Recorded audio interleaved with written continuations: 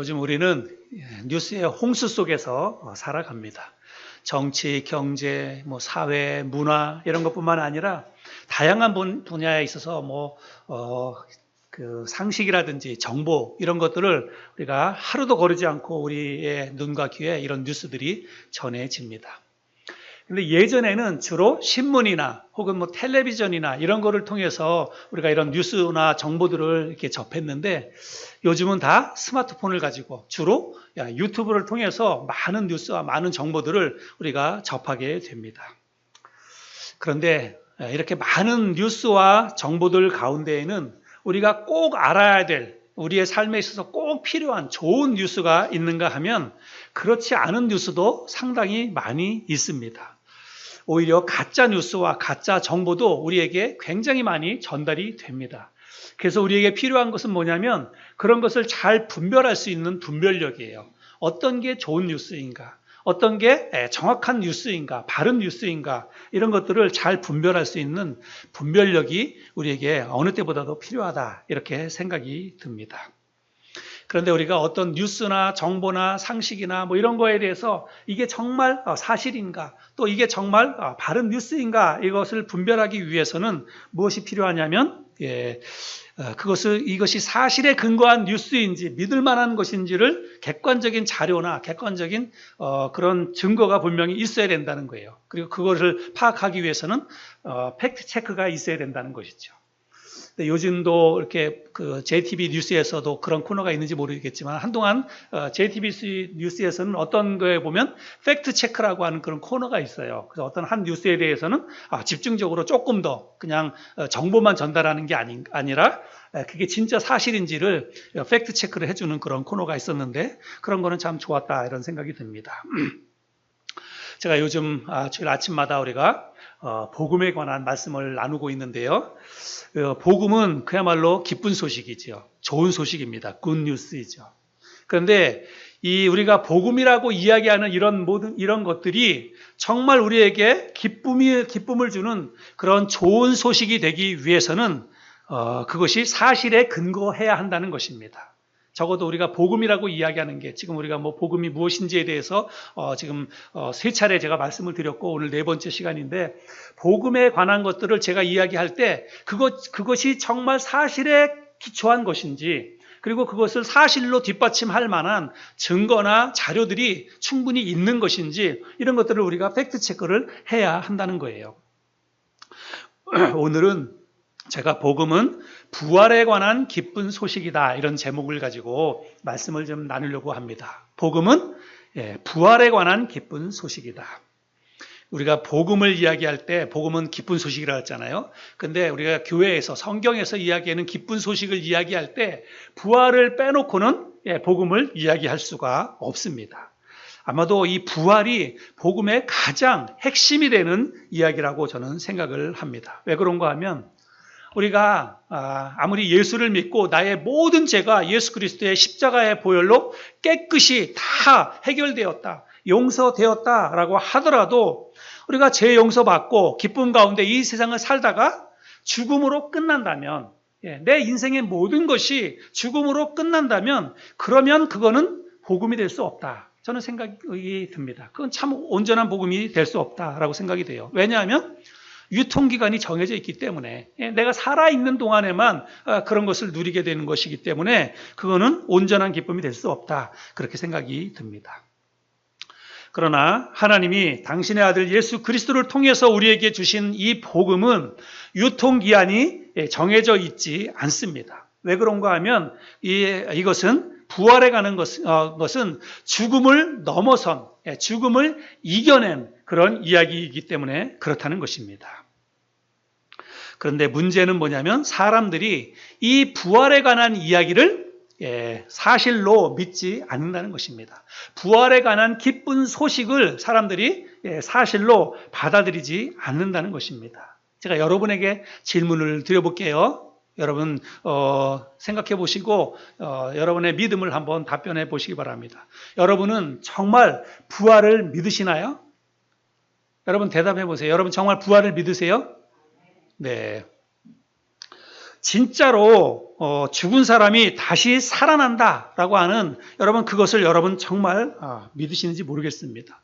수십 년이 지나도 수백 년이 지나도 내 이 몸이 완전히 한 줌의 흙으로 뭐 수십 년 수백 년 지나면 아예 뭐 흙이 아니라 그냥 흔적도 없이 아마 사라질지도 모릅니다. 내가 죽어서 땅속에 묻혀서 10년, 20년, 30년이 지나면 그냥 흙으로 그리고 그냥 흔적도 없이 사실은 사라질지도 몰라요. 그런데도 불구하고 내가 언젠가 다시 살아난다. 여러분 그 사실을 여러분 정말로 믿고 계시느냐라고 제가 질문을 드리는 것입니다. 사실은 믿는다고 말은 하지만 솔직히 의심이 들지 않습니까? 예. 믿으라고 하니까 교회에서 믿으라고 하니까 믿어야 된다고 하니까 믿는다고 말은 하지만 여러분 솔직히 잘 안 믿어지지 않습니까? 여러분 솔직히 여러분 마음에 한번 생각해 보세요. 진짜 내가 죽어도 내가 다시 살아날 것이다. 나는 그걸 철석같이 믿고 있어요. 난 의심 없이 믿고 있어요. 그런 사람이 정말 얼마나 될까 이런 생각을 합니다. 어쩌면 안 믿어지는 게 당연하지요. 왜냐하면 여러분 죽은 사람이 다시 살아나는 것을 본 적이 한 번도 없어요. 인류 역사 속에서 죽었다가 적어도 뭐 3, 4일 아니면 뭐 1년, 2년, 뭐 10년 그렇게 지났는데 그 사람이 다시 살아나는 거 여러분 인류 역사 속에서 한 번도 그런 일은 없었습니다. 예. 우리가 그런 것을 상상조차 할 수 없기 때문에 내가 죽어서 땅속에 묻혀졌는데 뭐 1년이 지나고 2년이 지나고 언젠가 내가 다시 살아날 것이다. 이것을 믿는다는 것은 이건 정말 힘들고 어려운 일이다. 이렇게 생각이 듭니다. 예수님 당시에도 부활에 대한 사람들의 반응과 사람들의 믿음은 별반 다르지 않았어요. 우리들의 생각과 별반 다르지 않았습니다. 심지어는 예수님의 제자들도 부활을 믿지 못했습니다. 우리 성경을 한번 읽어볼 텐데요. 우리 자매님 한번 좀 읽어주시면 감사하겠습니다.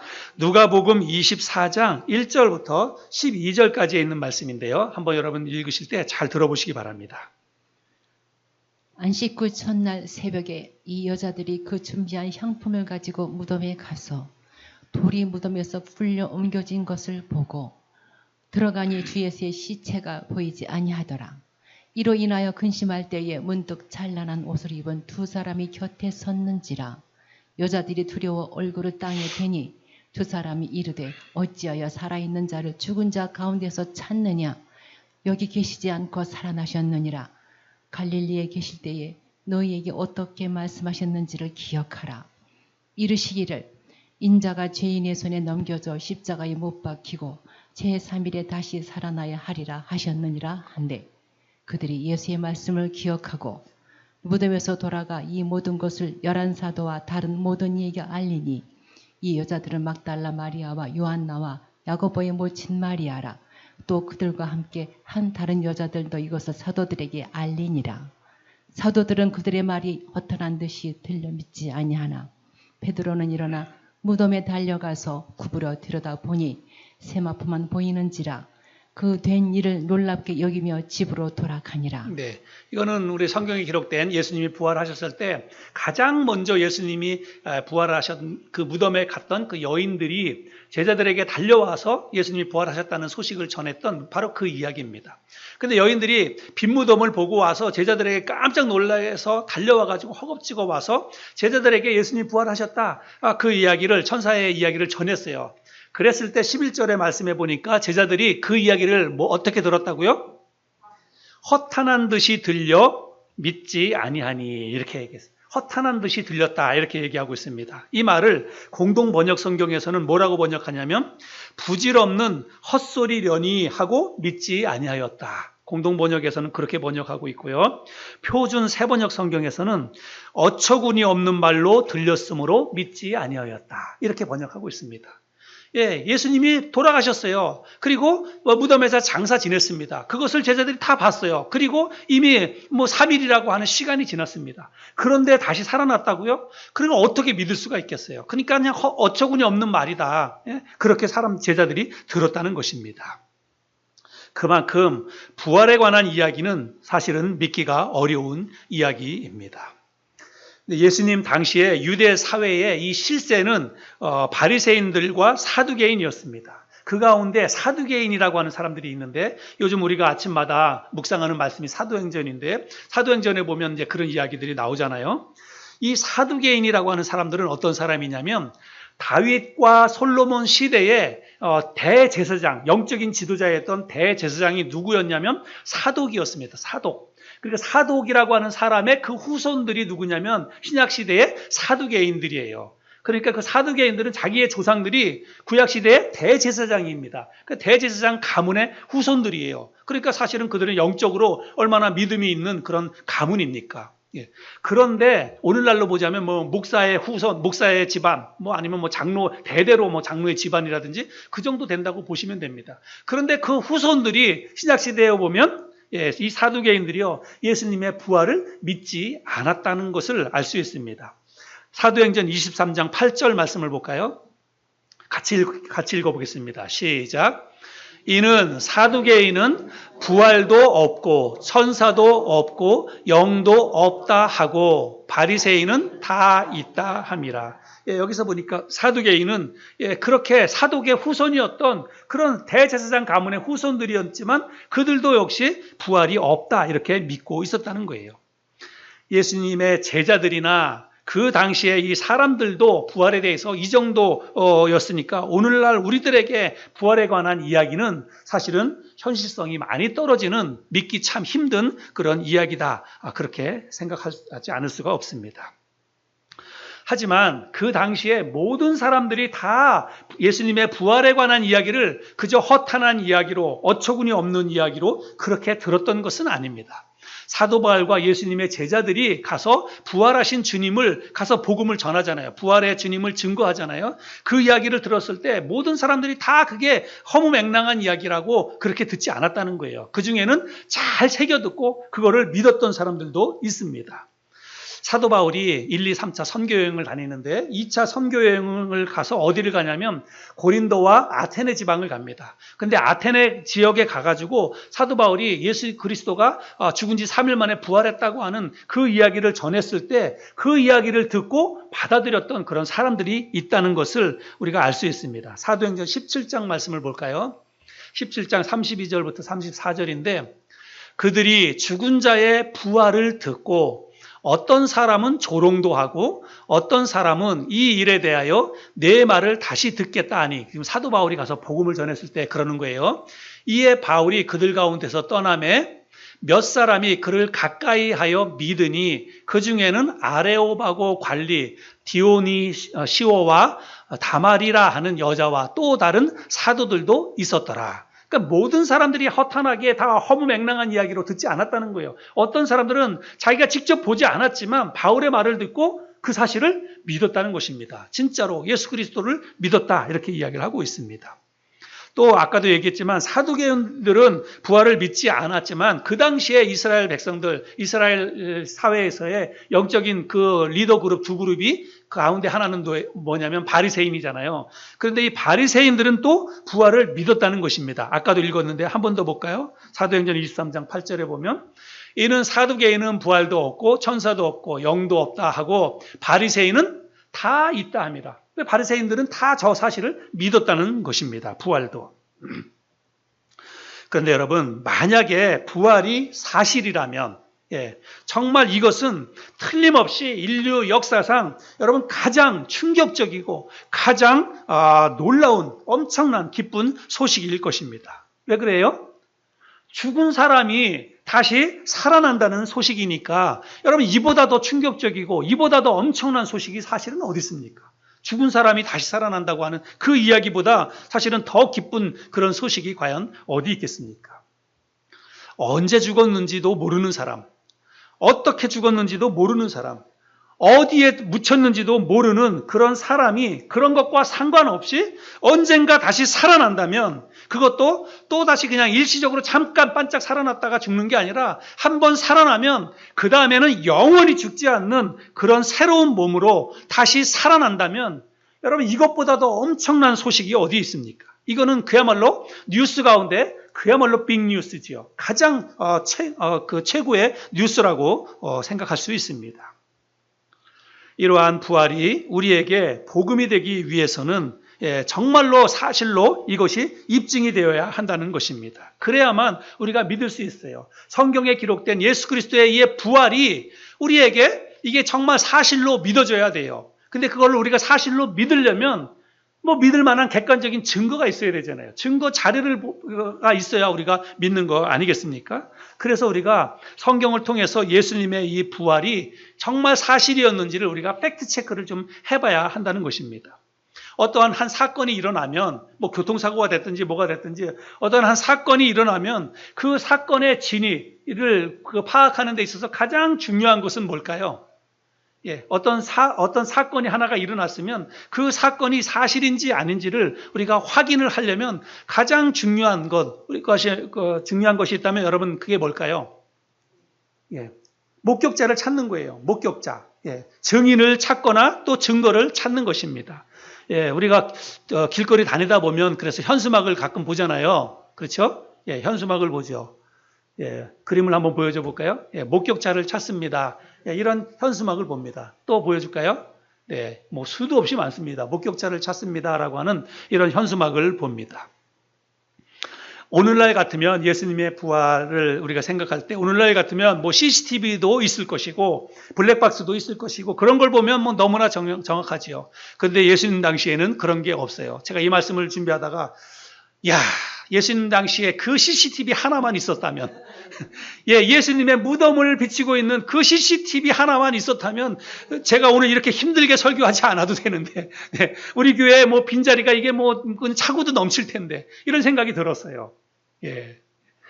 근데 정말 그게 없어서 없어서 아쉬움이 있지만 아무튼 우리가 예수님의 부활이 정말 사실인가 이것을 우리가 확인하려면 진짜로 부활을 목도한 사람 그런 사람들을 찾아서 그 사람들의 증언을 들어봐야 됩니다. 근데 예수님이 돌아가신 지 이미 2000년도 넘었는데 우리가 어떻게 그 증인을 만날 수 있습니까? 그런데 우리는 이 하나님의 말씀을 통해서 우리가 이걸 사실로 믿잖아요. 이거를 진리라고 믿지 않습니까? 그러니까 이 진리인 이 하나님의 말씀 속에서 우리가 증인을 한번 만나봐야 한다는 것입니다.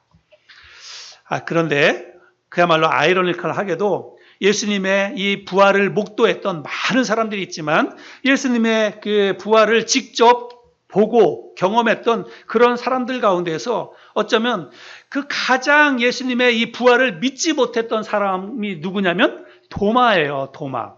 그런데 그 도마가 예수님의 부활을 정말 가장 믿지 못했던 그런 도마였지만 사실은 나중에는 그가 예수님의 이 부활을 가장 확실하게 증언하는 부활의 증인이 되었다는 사실이지요. 우리가 도마의 이 삶을 한번 좀 보겠습니다. 도마, 요한복음 20장 24절부터 29절인데요. 우리도 자매님 한번 좀 말씀을 읽어주시면 감사하겠습니다.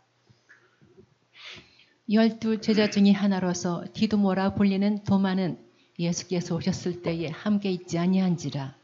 다른 제자들이 그에게 이르되 우리가 주를 보았노라 하니 도마가 이르되 내가 그의 손에 못자국을 보며 내 손가락을 그 못자국에 넣으며 내 손을 그 옆구리에 넣어보지 않고는 믿지 아니하겠노라 하니라.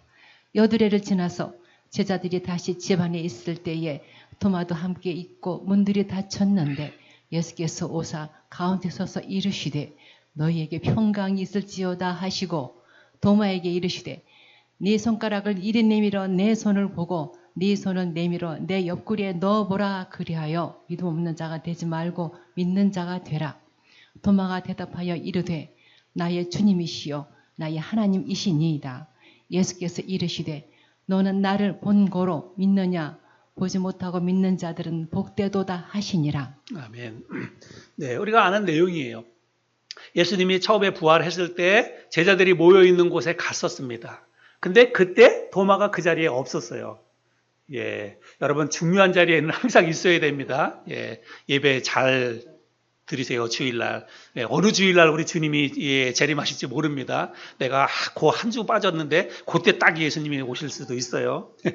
어쨌간에 처음 예수님이 부활하셔서 제자들이 모여있는 곳에 갔는데 그때 도마가 그 자리에 없었어요. 근데 나중에 이제 도마가 그 제자들이 있는 곳에 와가지고 제자들이 얘기하는 거예요. 우리가 부활하신 주님이 여기 왔었다. 우리가 부활하신 주님을 만났다. 그렇게 얘기하니까 도마가 뭐라 그래요?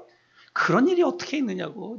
나는 예수님을 직접 만나보기 전에는, 예수님의 손에 손가락을 넣어보고 허리에 내가 손가락을 직접 넣어보기 전에는 나는 못 믿어. 그걸 어떻게 믿어? 그렇게 이야기를 했습니다. 근데 우리가 이런 이야기를 보면 도마에 대해서 진짜 도마 의심이 많았던 도마, 예, 진짜 믿음이 없었다. 우리가 그렇게 이야기들을 많이 하잖아요. 근데 여러분 도마 욕할 필요 없어요. 예, 도마 손가락질 할 그 이유 없습니다. 저와 여러분들은 아마도 더 할 거예요. 예, 얼마든지 우리는 그럴 수 있는 사람들입니다. 그런데 예수님께서 다시 그 자리에 와서 도마에게 이야기하시고 내 손을 만져봐라. 그리고 내 이 허리에 손가락을 넣어봐라. 그리고 너는 믿음을 가져라. 눈으로 보고 믿는 게 믿음이 아니라 눈으로 보지 않고도 믿는 게 진짜 믿음이다. 이렇게 이야기를 하지요. 그래서 여러분 도마는 아마도 역사상 부활하신 주님을 가장 생생하게 그리고 가장 직접적으로 부활하신 주님을 만났던 사람이 바로 도마입니다. 예. 자기가 직접 예수님의 그 손을 만져보고 그리고 허리에 손가락을 넣어봤으니까 여러분 그보다 더 확실한 부활의 증인이 어디 있습니까? 근데 여러분 이 도마가 바로 그 예수님의 부활을 성경에서 지금 증언하고 있다는 사실입니다. 도마뿐만 아니라 성경에 보면 부활의 증인들이 여러분 너무나 많이 기록되어져 있습니다. 아까 우리 저기 현수막자가 보여드렸잖아요. 목격자를 찾습니다. 주님이 부활하셨다는 것을 목격했던 사람이 성경에요 수도 없이 많이 기록되어져 있습니다. 우리가 아까 누가복음 말씀 읽었는데 막달라 마리아와 요한나와 야고보의 모친 마리아와 시몬 베드로와 야고보와 요한과 갈릴리 가나 사람 나다나엘 세베대의 아들들 뭐 이런 사람들이 다 예수님의 부활을 직접 경험을 했습니다. 목도를 했습니다. 그리고 바울은 고린도전서에서 부활의 증인을 쫙 기록을 하고 있는데요. 고린도전서 15장 1절부터 8절 말씀을 한번 보겠습니다. 우리 자매님 또 한 번 이 말씀을 읽어주시면 감사하겠습니다. 고린도전서 15장 1절부터 8절. 형제들아, 내가 너희에게 전한 복음을 너희에게 알게 하노니 이는 너희가 받은 것이요 또 그 가운데 선 것이라. 너희가 만일 내가 전한 그 말을 굳게 지키고 헛되이 믿지 아니하였으면 그로 말미암아 구원을 받으리라. 내가 받은 것을 먼저 너희에게 전하였노니 이는 성경대로 그리스도께서 우리 죄를 위하여 죽으시고 장사 지낸 바 되셨다가 성경대로 사흘 만에 다시 살아나사 게바에게 보이시고 후에 12 제자에게와 그 후에 500여 형제에게 일시에 보이셨나니 그 중에 지금까지 대다수는 살아있고 어떤 사람은 잠들었으며 그 후에 야고보에게 보이셨으며 그 후에 모든 사도에게와 맨 나중에 만삭되지 못하여 난 자 같은 내게도 보이셨느니라. 예, 여기 보니까 사도 바울이 이제 부활의 증인에 대해서 쭉 얘기하고 있는데 게바는 베드로를 얘기하는 거예요. 베드로에게도 보이시고 그리고 여기 그 수많은 사람들에게 적어도 500명 이상의 사람들에게 예수님께서 다 보여주셨다라고 말하고 있습니다. 예수님은 부활하신 다음에 이 땅에 승천하시기 전까지 며칠을 계셨냐면 40일을 계셨어요. 40일을 계시는 동안에 수없이 많은 사람들에게 직접 자기 몸을 보여주셨어요. 여러분 그냥 예수님의 부활은 허무맹랑한 이야기가 아닙니다. 사람들이 꾸며낸 이야기가 아니에요. 증인들이 이렇게 있잖아요. 우리는 성경을 믿는 사람들입니다. 그래서 여러분 예수님의 나는 성경은 믿어. 성경은 하나님의 말씀이라고 하는 걸 난 믿어. 그런데 예수님의 부활은 내가 못 믿겠어. 여러분 이건 논리적으로 안 맞는다는 거예요. 내가 성경을 믿는다면 여러분 성경 속에 부활의 증인이 다 있잖아요. 그리고 예수님의 부활을 그리고 도마는 직접 부활하신 주님을 직접 만났고 손과 허리를 직접 만져본 사람이에요. 이런 생생한 부활의 증인들이 있는데 그래도 나는 부활을 못 믿겠다. 내가 직접 안 봤으니까 못 믿겠다. 여러분 그거는 진짜로 믿음이 없는 거예요. 그냥 믿음이 없다라고 하는 것밖에는 설명이 안 된다는 것입니다. 자, 그래서 우리는 이런 것을 통해서 예수 그리스도의 부활은 역사적인 사실이다라고 하는 것을 우리가 성경을 통해서 왜냐하면 객관적인 증거나 증인이 분명히 있기 때문에 예수님의 부활은 사실이다라고 하는 것을 우리는 확인해 볼 수 있습니다. 그런데 그러면 이 예수님의 부활이 우리에게 무슨 상관이 있느냐? 예수님의 부활이 우리에게 복음이고 우리에게 기쁜 소식이 되어야 되는데 그게 그러려면 예수님의 부활이 우리에게도 뭔가 영향을 미쳐야 된다는 거예요. 그래야만 그게 우리에게 복음이 되는 거죠. 예수님의 부활이 우리에게 기쁨과 소망이 되는 이유는 뭐냐면 우리도 예수 그리스도처럼 똑같이 부활하게 되기 때문에 그것이 우리에게 복음이 된다는 사실입니다. 자, 우리가 말씀을 몇 구절 찾아볼 텐데요. 자, 고린도전서 15장을 보겠습니다. 고린도전서 15장 20절부터 22절. 그러나 이제 그리스도께서 죽은 자 가운데서 다시 살아나사 잠자는 자들의 첫 열매가 되셨나니, 그리스도의 부활은 첫 열매라고 설명하고 있어요. 사망이 한 사람으로 말미암았으니 죽은 자의 부활도 한 사람으로 말미암는도다. 아담 안에서 모든 사람이 죽은 것 같이 그리스도 안에서 모든 사람이 삶을 얻으리라. 예, 한 사람 아담으로 인해서 이 땅에 죽음이 찾아왔습니다. 아담은 죽음을 가져온 사람이에요. 그러나 또 한 사람 예수 그리스도는 우리에게 뭘 가져왔어요? 생명을 가져왔습니다. 부활을 가져왔다라고 말하고 있습니다. 자, 그 다음에 베드로전서 1장 3절 4절. 우리 주 예수 그리스도의 아버지 하나님을 찬송하리로다. 그의 많으신 긍휼대로 예수 그리스도를 죽은 자 가운데서 부활하게 하심으로 말미암아 우리를 거듭나게 하사 산 소망이 있게 하시며 썩지 않고 더럽지 않고 쇠하지 아니하는 유업을 있게 하시나니 곧 너희를 위하여 하늘에 간직하신 것이라. 예수 그리스도의 부활로 말미암아 우리에게 무엇이 왔냐면 산 소망이 왔다, 이렇게 설명하고 있습니다. 자, 그 다음에 데살로니가전서 4장 보겠습니다. 형제들아, 자는 자들에 관하여는 너희가 알지 못함을 우리가 원하지 아니하노니 이는 소망 없는 다른 이와 같이 슬퍼하지 않게 하려 함이라. 우리가 예수께서 죽으셨다가 다시 살아나심을 믿을진데 이와 같이 예수 안에서 자는 자들도 하나님이 그와 함께 데리고 오시리라. 우리가 주의 말씀으로 너희에게 이것을 말하노니 주께서 강림하실 때까지 우리 살아남은 자도 자는 자보다 결코 앞서지 못하리라. 주께서 호령과 천사장의 소리와 하나님의 나팔 소리로 친히 하늘로부터 강림하시리니 그리스도 안에서 죽은 자들이 먼저 일어나고 그 후에 우리 살아남은 자들도 그들과 함께 구름 속으로 끌어올려 공중에서 주를 영접하게 하시리니 그리하여 우리가 항상 주와 함께 있으리라. 그러므로 이러한 말로 서로 위로하라. 아멘. 여러분, 정말 이 말씀이 여러분에게 정말 믿음으로 들려질 수 있기를 바랍니다. 여러분, 이 말씀으로 마음의 확신을 가지시기를 바랍니다. 정말 부활의 소망이 여러분에게 있기를 바랍니다. 여러분, 이거는 하나님의 약속의 말씀이에요. 지금 이거 우리가 세 군데 말씀을 찾아보았지만 예수 그리스도의 부활은 예수 그리스도 한 사람의 부활로 끝나는 것이 아니라 예수 그리스도의 부활이 우리에게 첫 열매가 되어서 예수 그리스도 안에 구원받은 모든 사람들은 순서에 따라서 그리스도 안에서 죽은 자들이 먼저 일어나고 그리고 나중에 예수 그리스도가 재림하실 때 살아있다면 그런 사람들은 부활한 사람들의 부활의 몸을 입은 사람들과 마찬가지로 그냥 살아있는 채로 변화된 몸을 입고 공중으로 들려 올려서 주님을 만난다는 거예요. 그리고 하나님의 나라에서 영원토록 죽지 않는 몸으로 살아가게 된다는 것입니다. 여러분, 이건 우리에게 아직까지 한 번도 일어나지 않은 일이기 때문에 별로 현실성은 없어요. 그러나 여러분, 이것은 우리에게 보장된 하나님의 약속의 말씀입니다. 여러분, 이 약속의 하나님의 말씀을 믿으시길 바랍니다. 기독교는요, 그냥 이 땅을 살아가면서 좀 착하게 살자, 선하게 살자, 윤리 도덕을 강조하는 그런 종교가 아닙니다. 우리에게 산 소망이 보장되어 있는 이것을 가르치는 종교가 기독교예요.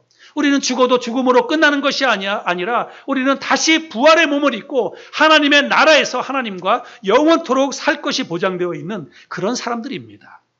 하나님의 약속은 절대로 변하는 것이 아니고 거짓이 아닙니다. 민수기 23장 19절에 보면 여러분 같이 한번 읽어볼까요? 시작. 하나님은 사람이 아니시니 거짓말을 하지 않으시고 인생이 아니시니 후회가 없으시도다. 어찌 그 말씀하신 말을 행하지 않으시며 하신 말씀을 실행하지 않으시랴. 여러분, 하나님은 이런 분이십니다. 하나님은 한번 약속하신 것은 반드시 지키시는 분이시라고 약속하고 있습니다.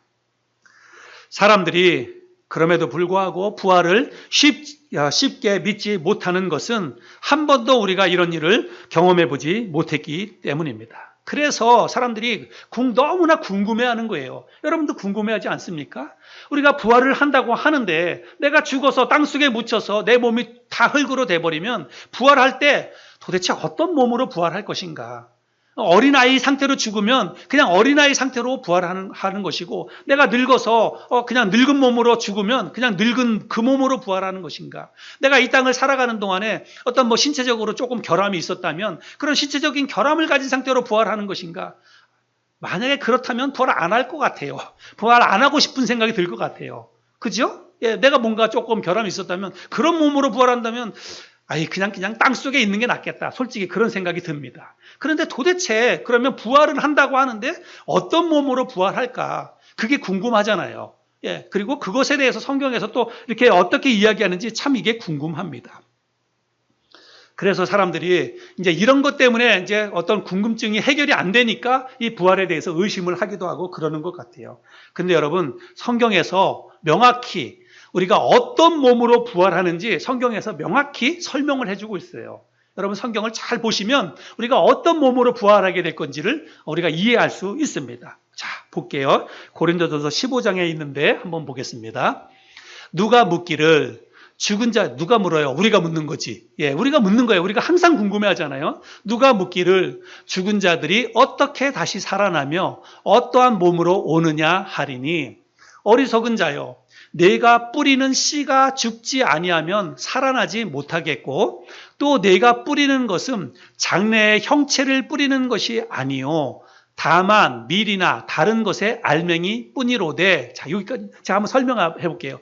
내가 뭘 심어요. 내가 뭘 땅에다 심습니다. 옥수수를 심고 감자를 심는데, 여러분, 내가 심을 때 나중에 열리는 것은 내가 심은 게 열리는 게 아니잖아요. 내가 심은 것은 그냥 땅속에 있습니다. 근데 새로운 게 열려요. 지금 그거를 설명하고 있는 것입니다. 부활을 설명하면서. 자, 그 다음에 또 하나님이 그 뜻대로 그에게 형체를 주시되, 하나님의 뜻대로 부활의 형체를 주신다는 거예요. 각 종자에게 그 형체를 주시느니라. 죽은 자의 부활도 그와 같으니 썩을 것으로 심고, 우리가 몸이 땅속에 묻혀서 썩어요. 근데 부활할 때는 썩지 아니할 것으로 다시 살아나며, 욕된 것으로 심고 영광스러운 것으로 다시 살아나며, 약한 것으로 심고 강한 것으로 다시 살아나며, 육의 몸으로 심고 신령한 몸으로 다시 살아나나니 육의 몸이 있은즉 또 영의 몸도 있느니라. 첫사람은 땅에서 났으니, 지금 우리의 몸은 첫사람이에요. 그리고 땅에서 났으니 흙에 속한 자이거니와, 둘째 사람은 하늘에서 나셨느니라. 무릇 흙에 속한 자들은 저 흙에 속한 자와 같고, 무릇 하늘에 속한 자들은 저 하늘에 속한 이와 같으니, 우리가 흙에 속한 자의 형상을 입은 것 같이 또한 하늘에 속한 이의 형상을 입으리라.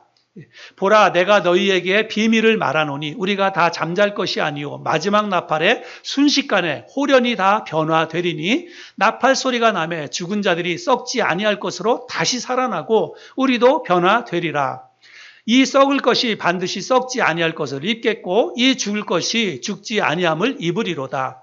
이 썩을 것이 썩지 아니함을 입고 이 죽을 것이 죽지 아니함을 입을 때에는 사망을 삼키고 이기리라고 기록된 말씀이 이루어지리라. 우리가 부활의 몸에 대해서 하나님께서 설명을 해 주셨습니다. 그래서 우리가 이 땅에 지금 가지고 있는 몸은 첫째 몸이에요. 그리고 이 몸은 흙에 속한 몸이라서 우리가 흙으로 돌아가야 됩니다. 그래서 우리가 죽으면 흙으로 돌아가는 거예요. 그리고 흙으로 돌아가면 그냥 흙으로 사라지고 없어집니다. 그러나 그게 끝이 아니라 하나님께서는 우리가 하늘에 속한 신령한 몸으로 우리를 다시 살려주신다라고 말하고 있습니다. 그래서 우리는 다시 썩지 않는 그런 하늘에 속한 신령한 몸으로 다시 살아나요. 이것이 우리가 입게 될 새로운 부활의 몸입니다. 그런데 이렇게 설명을 해도 이게 감이 안 오는 거예요. 썩지 않는 하늘에 속한 신령한 몸, 그게 도대체 어떤 몸일까? 그게 어떤 몸일까? 그래서 여러분, 첫 번째로 생각할 때는 나이 이런 거는 여러분, 그거는 별로 중요한 개념이 아닙니다. 그리고 실제로 부활할 때 어린아이로 부활하는지 아니면 노인네로 부활하는지 그거는 정확히 성경에 그런 거는 없어요. 그런데 그냥 제가 생각해 볼 때는 아마도 그냥 어린아이든지 뭐든지 그런 거는 정확히 잘 모르겠는데, 그냥 비슷한 정도의 그런 연령대가 아닐까 이런 생각이 듭니다. 비슷한 정도의 연령대가 아닐까. 이건 그냥 제 추측이에요. 그냥. 아니면 이제 우리가 이제 부활해서 그때부터는 부활의 몸을 입고 살아가는 그 시대는 여러분 사람의 나이 개념이 없는 거예요. 왜냐하면 영원히 사는 것이기 때문에 영원히 사는 그 시간 속에서 여러분 뭐 50대의 나이와 20, 30대의 나이와 여러분 그게 무슨 차이예요? 제가 지난번에 이야기한 것처럼 63빌딩에서 내려볼 때 키 160과 180이 차이가 없는 것처럼 영원이라고 하는 시간 속에서는 나이 개념이 없어요. 그래서 나는 조금 더 젊은 사람으로 좀 부활했으면 좋겠다. 여러분, 그거는 정말 너무나 넌센스 같은 그런 생각이에요. 아주 그런 건 뭐 별로 중요한 게 아니기 때문에 그렇습니다. 그런데 그럼에도 불구하고 우리가 부활의 몸에 대해서 정말 이해가 잘 안 돼요. 정말 이거를 받아들이는 게 참 쉽지 않습니다. 그래서 참 이 부활을 우리가 믿기가 참 쉽지 않은 건데, 근데 여러분 제가 한번 영상을 한번 보여드려 볼게요. 여러분들도 아마 보셨으리라고 그 생각이 되는데, 한번 좀 보겠습니다. 영상을 하나 먼저 좀 보겠습니다. 애벌레예요, 애벌레. 네.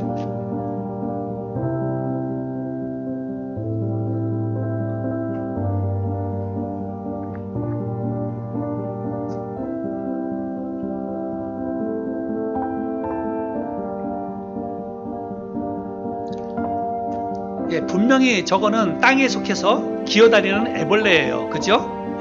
애벌레입니다. 저게 살아있는 동안에는 그냥 나무 사이를 기어다니고 네 발로 기어다닙니다. 나무 사이를 기어다니고 풀잎을 먹고 그렇게 사는 존재입니다.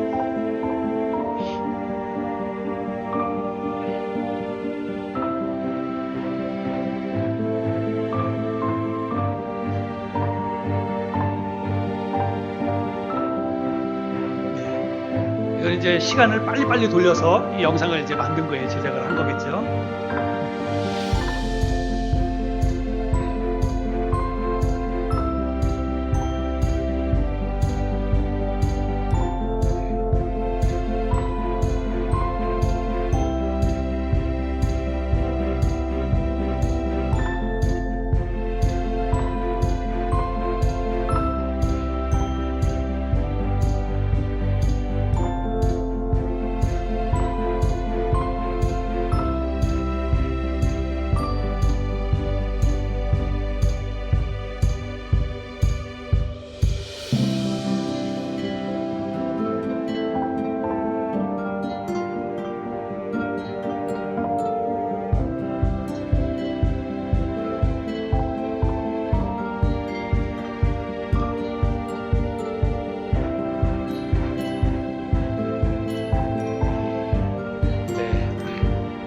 됐습니다. 여러분 저는 이 영상을 보면서 지금도 보면서 한편으로는 이렇게 소름이 돋았어요. 소름이. 여러분 애벌레의 상태에 있을 때 그 애벌레가 여러분 저렇게 화려하고 그리고 변화되는 그 나비로 변화한다는 게 여러분 그게 사람의 논리로 상식으로 이렇게 이해가 되는 이야기입니까? 만약에 애벌레에게 물었을 때 너가 나중엔 저렇게 나비가 될 것이다 이렇게 얘기한다면 여러분 그 애벌레가 그게 개념이 있습니까? 그걸 이해하겠습니까? 믿겠습니까? 부활도 여러분 저는 그렇다라고 생각이 됩니다. 제가 또 글을 하나 읽어드려 보겠습니다. 같은 내용인데요. 연못바닥에 애벌레들이 모여 살고 있었습니다. 그런데 그들은 연꽃 줄기를 타고 물 위로 올라간 수많은 자기의 친구들이 함흥차사가 되어 돌아오지 않는 이유가 몹시 궁금했습니다. 그래서 그들은 다음부터 누구든지 일단 물 위로 올라간 후에도 반드시 연못 속으로 되돌아와서 도대체 위에서 무슨 일이 있었는지를 이야기하기로 서로 굳게 약속을 했습니다. 그들 중 하나가 연꽃 줄기를 타고 올라가서 물 위에 떠 있는 연꽃의 넓은 잎사귀 위에 앉아서 완전히 탈바꿈하여 아름다운 날개를 가진 잠자리로 변신을 하게 되었습니다. 그는 친구들과의 약속을 지키기 위해 물속으로 들어가려고 했으나 그것은 도저히 불가능했습니다. 할 수 없이 그는 연못 위를 날아다니면서 연못 속에 있는 친구들을 내려다보며 그들이 자신을 알아봐 주기를 기대했습니다. 하지만 그는 자기의 친구들이 연못 위를 자연스럽게 날아다니는 예쁜 날개를 가진 잠자리가 바로 얼마 전까지만 해도 자기들과 같은 연못 바닥에 살고 있던 애벌레였다는 사실을 절대로 깨닫지 못하리라는 것을 깨닫고는 그만 그 연못을 떠나고 말았답니다. 여러분, 부활도 우리에게 부활의 몸도 그러리라고 생각이 됩니다. 우리의 개념으로는 지금의 상식으로는 도대체 죽지 않는 그렇게 신령한 하늘에 속한 몸이 어떤 것인지는 우리가 정확히 개념을 파악할 수 없지만 하나님은 그런 몸으로 우리를 부활시켜 주시겠다라고 말씀하고 있습니다. 그리고 그 부활의 증거가 바로 예수 그리스도입니다. 예수 그리스도는 부활하셨을 때 제자들에게 나타났을 때 부활하기 전과 여러분 확실히 다른 몸이었어요. 육체를 가지고 있었지만 예수님은 시간과 공간을 초월했습니다. 40일 동안 계시는 동안에 순식간에 제자들과 엠마오로 향하는 제자들과 함께 가다가 순식간에 잠깐 보니까 사라졌어요. 근데 저쪽 갈릴리에 가 계셨습니다. 여러분, 시간과 공간을 초월해서 역사하시는 그런 부활의 몸을 잠깐이지만 이 땅에 계시는 동안에 보여주셨습니다. 아마도 우리가 부활했을 때는 지금도 살아계시는 그 예수님과 같은 그런 몸으로 부활할 줄로 믿습니다. 예수님의 부활은 역사적인 사실입니다. 수많은 증인이 있었고 그 증인들의 증언이 성경에 기록되어져 있습니다. 사도 바울이나 베드로나 우리가 요즘 사도행전 말씀을 묵상하고 있는데 그 사람들은 일생 무슨 일을 했냐면 예수님을 만난 다음에 예수 그리스도의 부활에 대해서 증거했어요. 여러분, 다른 이야기하지 않고 가는 곳마다 예수 그리스도가 예루살렘에서 십자가에 달려 죽으셨는데 죽음으로 끝난 게 아니라 죽은 지 3일 만에 부활하셨다. 그 이야기를 전했습니다. 근데 여러분, 그렇게 그 부활의 예수 그리스도를 전하다가 대부분의 제자들이 순교를 당했습니다. 어떤 사람들은 목이 잘려서 죽고 어떤 사람은 십자가에 거꾸로 매달려 죽고 여러분, 많은 예수님의 제자들이 그렇게 죽었어요. 그럼에도 불구하고 그들이 끝까지 그냥 바울 같은 경우에는 그 이방인의 사도로 부르심을 받아서 수없이 매를 맞고 감옥에 갇히고 그렇게 하면서도 그 예수 그리스도의 부활의 복음을 전했어요. 여러분, 왜 그랬을까요? 왜 그들이 그렇게 예수 그리스도의 십자가의 죽으심과 부활의 복음을 전했을까요? 그들은 너무나 분명한 것을 보았기 때문에 그래요. 너무나 엄청난 것을 직접 보았기 때문에 여러분, 그거를 안전할 수가 없었다는 것입니다. 아니, 나와 함께 계셨던 주님이고 우리에게 말씀을 가르쳐 주시고 먹을 것을 나눠주시고 내 앞에서 병자들을 고쳐주셨던 그 주님인데 그 주님이 십자가에 못 박혀 죽었어요. 자기들이 봤지 않습니까? 죽을 때 예수님을 봤잖아요. 멀찍이서 다 봤습니다. 그리고 그 주님을 돌무덤에다 놓고 로마의 병사들이 지켜서 3일 동안 꼼짝없이 있었는데 그 주님이 자기들이 마가의 다락방에 앉아서 기도할 때 왔잖아요. 그리고 다 보여주셨잖아요. 여러분, 이걸 봤으니까 눈이 뒤집히지 않겠습니까? 죽은 예수님이 살아 돌아와가지고 자기들과 함께 계시고 그리고 자기들이 보는 앞에서 내가 이제는 때가 돼서 하나님 나라에 가야 된다. 근데 언젠가 내가 너희들을 데리러 다시 올 거다. 너희들 기다리고 있어라. 그런 말을 하고 갔으니까 여러분, 그 예수님의 제자들은, 그런 걸 경험했던 제자들은요, 그냥 눈이 뒤집힌 거예요. 아무것도 보이지 않는 것입니다. 거기에 올인할 수밖에 없어요. 내가 믿고 섬기던 그 예수님이 다시 죽어서 다시 살아났는데 우리도 죽으면 다시 살아날 것을 약속하고 내가 이제 그 약속을 하고 돌아가셨으니까 여러분, 그 예수님을 전하는 것이 그들에게는 어쩌면 당연한 일이 되었다는 사실입니다. 그들이 직접 보고 들은 이 부활의 이야기를 적은 것이 바로 마태복음이고 마가복음이고 누가복음이고 요한복음이고, 이게 다 부활의 증거들이라고 하는 것입니다. 그리고 그들이 유대를 넘어서 소아시아 지방과 저 마케도니아 유럽에 있는 곳에까지 가서 고린도와 아테네에 가서 그 예수 그리스도의 부활의 복음을 전한 그 이야기가 바로 사도행전이에요. 그게 바로 여기 서신서, 우리가 보고 있는 서신서 성경들이라고 하는 것입니다. 복음은 부활에 관한 기쁜 소식입니다. 그런데 이 복음은 단지 예수 그리스도가 부활하셨다는 이 놀라운 이야기이기도 하지만 그걸로 끝이는 것이 아니라 예수 믿는 우리에게도 똑같이 예수님과 같이 부활할 것에 대한 하나님의 약속의 말씀이 바로 이 복음입니다. 그래서 이게 우리에게도 기쁨이 된다고 하는 것입니다. 여러분, 부활을 믿으시나요? 여러분 부활을 정말 믿으시기 바랍니다. 여러분 정말 부활을 믿으시기 바랍니다. 이 부활을 믿어야만 여러분 우리의 믿음이 달라지는 거예요. 나는 교회는 열심히 다녀. 근데 부활은 못 믿어. 여러분 그 신앙은 가짜예요. 그런 신앙은 그건 신앙이라고 이야기할 수가 없습니다. 내가 정말 예수 그리스도를 믿고 나는 정말 그리스도인이다라고 한다면 우리의 신앙의 어떤 정점에는 뭐가 있어야 되냐면 부활을 믿는 그 신앙이 있어야 돼요. 부활을 믿지 못한다는 것은요. 그냥 이 삶으로 끝나는 것인데 죽음으로 끝나는 것인데 그게 무슨 기쁜 소식이에요. 그게 우리에게 무슨 소망이 됩니까? 죽음으로 끝난다면 여러분 교회 나오지 마세요. 그냥 주일날마다 좋은 데 가세요. 좋은 데 가서 좋은 거 먹고 좋은 여행하고 그러기도 짧은 인생이에요. 내 남은 인생이.